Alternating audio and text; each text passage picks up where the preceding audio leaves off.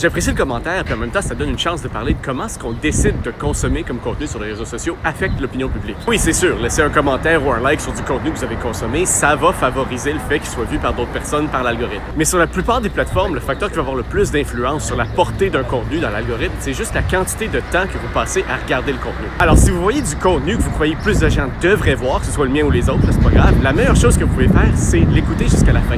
En plus, ça a des avantages pour vous aussi.